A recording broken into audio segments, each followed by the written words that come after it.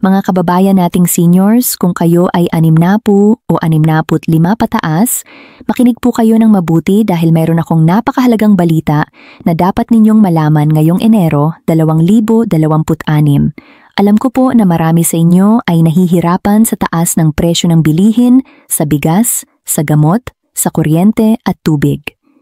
Minsan pakiramdam natin ay hindi na sapat ang pensyon natin para sa pang-araw-araw na pangangailangan at nakakapagod na rin po yung paulit-ulit na pagpunta sa SSS o GSIS office para lang magtanong kung may bagong tulong ba o wala. Pero ngayong umaga na ito, gusto ko kayong bigyan ng magandang balita na matagal nang hinihintay ng milyon-milyong mga matatanda sa buong bansa. Hindi ito chismis, hindi ito fake news na nakikita lang sa Facebook, kundi tunay na mga pagbabago na nagsimula na at patuloy na mangyayari sa susunod na 3 taon. Kaya kung mayroon kayong kapitbahay na senior citizen din, ibahagi ninyo sa kanila ang impormasyong ito dahil marami pa rin ang hindi nakakaalalam na may mga dagdag na benepisyo at dagdag na pera na kanilang matatanggap. At huwag po kayong mag-alala, dahan-dahan ko kayong i-explain ng simple at malinaw para parang kausap ninyo lang ako dito sa inyong kusina habang umiinom tayo ng kape. Una sa lahat, pag-usapan natin ang pinakamahalagang balita para sa mga SSS pensioners. Naaalala ninyo pa ba noong Setyembre 2025 kung kailan nagsimula ang historic pension increase ng SSS? Ito po ay hindi one-time lang na dagdag, kundi 3 taon na programa na taon-taon ay tataas ang inyong pensyon. Ngayong 2026, patuloy pa rin po ito. Kung kayo ay retirement o disability pensioner ng SSS, mayroon na kayong natanggap na 10% na increase noong Setyembre 2025 at ngayong darating na Setyembre 2026, matatanggap ninyo ulit ang isa pang 10% na dagdag sa inyong current pension amount. Ibig sabihin, kung noong una ay tatanggap kayo ng halimbawa 10,000 piso, noong Setyembre 2025, naging 11,000 piso na yan.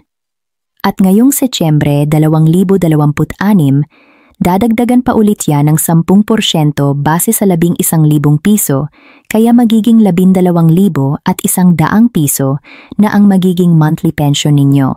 At hindi pa po dyan natatapos. Dahil sa Setyembre 2027, may isa pa ulit na 10% na dagdag. Pagkatapos ng 3 taon, ang pensyon ninyo ay tataas ng humigit kumulang 33%. Isipin ninyo po yan, isang malaking tulong para sa ating pang-araw-araw na gastusin.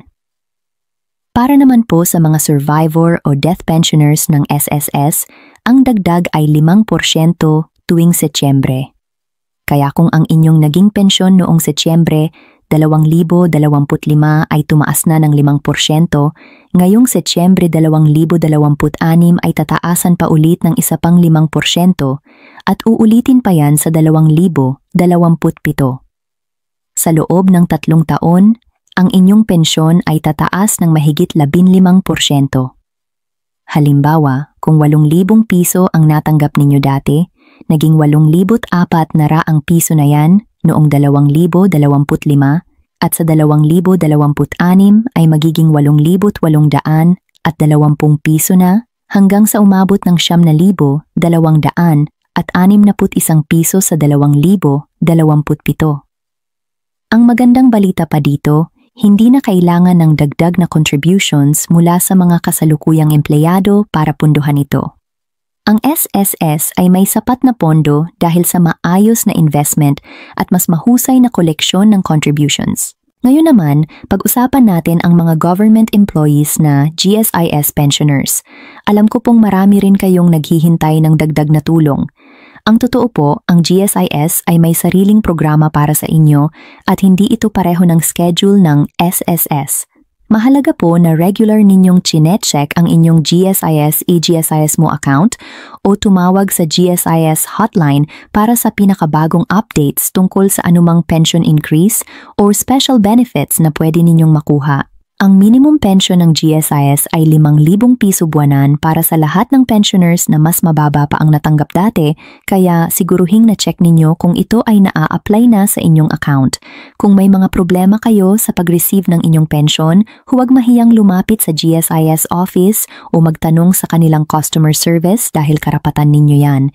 Isa pang mahalagang bagay na dapat ninyong malaman ay ang Social Pension for Indigent Senior Citizens o ang tinatawag na DSWD Social Pension. Simula noong Enero 2024, ang social pension ay tumaas na mula 500 piso to 1,000 piso buwanan dahil sa Republic Act 1916. Ang pensyon na ito ay ibinibigay tuwing 6 na buwan, kaya natatanggap ninyo ito ng 6,000 piso kada release. Pero tandaan ninyo po, ito ay para lang sa mga indigent senior citizens na 60 anyos pataas. Walang ibang source of income, walang pensyon mula sa SSS, GSIS, o anumang pribadong insurance, at walang regular na tulong mula sa pamilya. Kailangan din po kayong mahina, may sakit o may disability at kailangang validated kayo ng DSWD at ng inyong barangay. Kung kayo ay qualified at hindi pa nakarehistro, pumunta kayo sa inyong municipal or city social welfare office para mag-apply.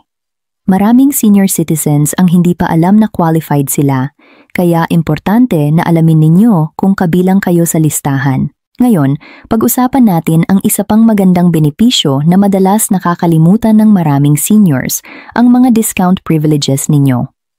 Una, lahat ng senior citizens ay may karapatan sa 20% discount at V8 exemption sa mga gamot, medical procedures, medical check-ups, dental services, diagnostic tests, at iba pang health-related expenses. Kahit online pa kayo bumili ng gamot o vitamins, pwede ninyo gamitin ang senior citizen discount ninyo. Dalhin lang ninyo ang inyong valid senior citizen ID at prescription mula sa doktor. Pangalawa, may 20% discount din kayo sa pagkain sa mga restaurants, hotels, at iba pang food establishments. Pangatlo, sa transportation, may discount din kayo sa bus, jeep, LRT, MRT, domestic flights at maritime travel. Pang-apat, sa kuryente at tubig, may 5% discount kayo pero may limitations po ito base sa consumption limit. Meron ding pending bills sa Congress na kung maaprubahan ay mas palalakihin pa ang inyong mga benepisyo. Halimbawa, may proposal na taasan ng discount sa utilities mula 5% to 15% at idagdag ang discount sa tollway fees, parking at online purchases. Meron ding proposal para sa Universal Social Pension na magbibigay ng 1,000 piso monthly sa lahat ng seniors, kahit hindi indigent, pero ito ay pending pa sa Congress. Ang importante ay bantayan ninyo ang mga balita at sumunod kayo sa mga official announcements ng government para hindi kayo maligaw ng fake news. Ngayon naman, bigyan ko kayo ng mga practical tips para hindi kayo mawala ng pera o ma-delay ang inyong pension. Una, siguraduhing updated ang inyong contact information at bank account details sa SSS o GSIS. Maraming seniors ang nawawalan ng pensyon dahil may problema sa kanilang bank account o expired na ang debit card nila. Pangalawa, mag-enroll kayo sa MySSS o EGSIS mo online account para makita ninyo real-time ang inyong contributions, pension status at payment schedule.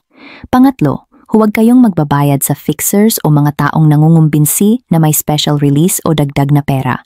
Lahat ng legitimate na pension services ay libre at walang processing fee. Pang-apat, mag-ingat sa scammers na tumatawag o nagte-text na nagpapanggap na taga-SSS o GSIS. Hindi kailanman hihilingin ng SSS o GSIS ang inyong OTP, PIN o full card details through text o phone call. Para sa mga may SSS pension, ang schedule ng payout ay base sa last digit ng inyong SS number. Kung ang inyong SS number ay nagtatapos sa 1 hanggang 4, usually ang crediting ay nasa pagitan ng 1 hanggang 15 ng buwan. Kung 5 to 9 naman, nasa 16 hanggang 31.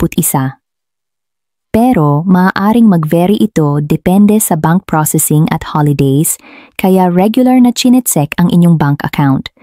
Para sa GSIS pensioners, Ang monthly credit ay usually sa ikawalo ng bawat buwan, pero pwede ring mag-vary depende sa circumstances. Isa pang importanteng bagay, kung kayo ay nakatanggap ng lump sum payment noon at nasa guaranteed period pa kayo, baka hindi kayo covered sa mga pension increases hanggang sa matapos ang guaranteed period ninyo. Ito ay common sa mga GSIS retirees na nag-avail ng advanced pension options.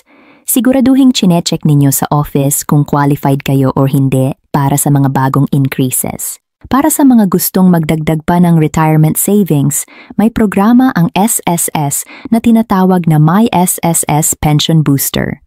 Ito ay voluntary retirement savings scheme kung saan pwede kayong mag-contribute ng minimum 500 piso anytime at ang investment earnings ay tax-free. Ang accumulated amount ay matatanggap ninyo on top ng regular pension ninyo pag-retire. Ang interest rate ay umabot na ng almost 7% na mas mataas pa sa regular savings account sa bangko. Sa pagtatapos, mga mahal kong kababayan, ang mensahe ko sa inyo ay huwag kayong mawala ng pag-asa. Ang gobyerno ay patuloy na nagsusumikap na tulungan ang ating mga senior citizens dahil kayo ang nag-ambag sa pagbuo ng bansang ito.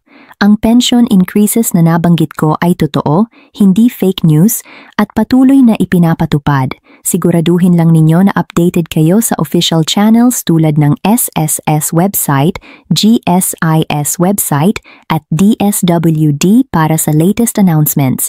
Huwag kayong mahiyang magtanong sa inyong local OSCA office o sa Social Welfare Office kung may mga katanungan kayo. Ang mga benepisyo na ito ay karapatan ninyo, kaya samantalahin ninyo ang lahat ng tulong na available para sa inyo.